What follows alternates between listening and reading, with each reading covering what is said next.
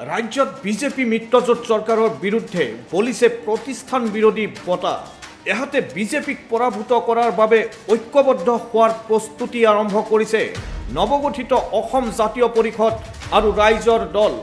आनहाते कংগ্ৰেছৰ नेतृत्वत एआईडिएफर उपरि आन एकांश दले आरम्भ करिছে महाजोट बंधনৰ प्रस्तुति। बीजेपी सरकारों नेतृत्व जी भयानक दुर्नीति जी भयानक केलेंकारी भ्रष्टाचार आनक भ्रष्टाचार किन्तु আজি এই बीजेपी सरकार सम्पूर्ण भ्रष्टाचारी सरकार और पहाड़ सम्मान दुर्नीति आज बीजेपी सरकार निमज्जित होइছে जी शून्य सहनशीलतार कथा कय।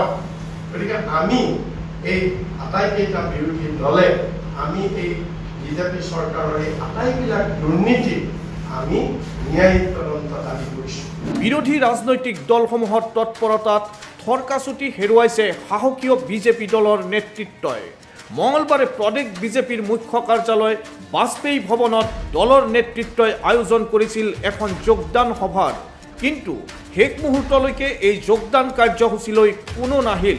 শেষ মুহূৰ্তত প্ৰদেশ বিজেপিৰ সভাপতি ৰঞ্জিত দাসে অনুষ্ঠিত কৰিলে এক সংবাদমেলত দলৰ নেতাগৰাকীয়ে ইমান দিনে কৈ অহা উন্নয়ন বা বিকাশৰ কথা ক'বলৈ এৰি চৰকাৰৰ সফলতাৰ নিদৰ্শন স্বৰূপে ক'লে ৰাম মন্দিৰ নিৰ্মাণৰ কথা।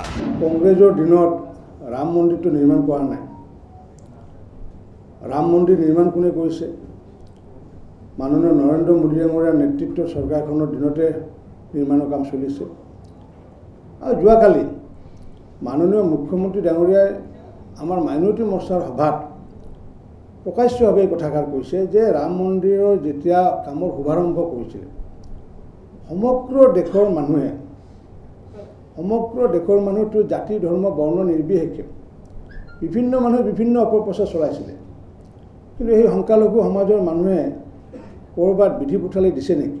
বছৰি 2 কোটি চাকৰি, প্ৰত্যেকৰে একাউণ্টত 15 লাখকৈ টকা, বাংলাদেশী বহিষ্কাৰ, দুৰ্নীতিমুক্ত প্ৰশাসন সকলো পাহৰি সভাপতি ৰঞ্জিত দাসে ৰাম মন্দিৰ নিৰ্মাণৰ সাফল্য প্ৰচাৰ কৰিলে।